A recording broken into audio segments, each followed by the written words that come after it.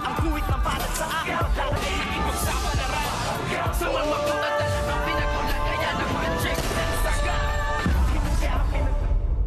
Good morning and welcome sa aking munting channel. Nagdiriwang ang lahat ng mga tauhan sa Resto Bar ni Boss B dahil nga natalo ni Tanggol itong ang si Pablo sa Bilyar Nasti.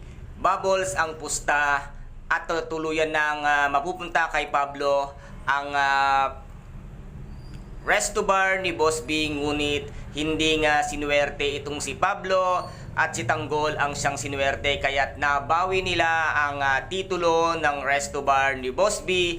Kaya't sa sobrang tuwa nitong si Bubbles ay napatakbo at agad-agad niyang niyakap itong si Tanggol dahil nga nanalo ito sa bilyar na siya ang isa sa pusta. At dito naman ay malaki ang pasasalamat nitong si Boss B kay Tanggol dahil nga nabawi ang titulo ng kanyang Resto Bar at napahalik pa nga itong si Boss B sa pisngi itong ating bidang si Tanggol, kung kaya't nasabi ni Boss B magdiriwang tayong lahat at mag-inuman dahil nga nasa atin na muli ang titulo at ngayon nga ay malaki na ang utang na loob nitong si Boss B kay Tanggol. Maging mabuti na kaya ang pakikitungo ni manager at ni Boss B dito kay Tanggol, at nasabi naman ni Pablo na marami pang pagkakataon para makabawi at talagang malaki ang kanyang pagkagusto dito nga kay Bubbles at gagawin lahat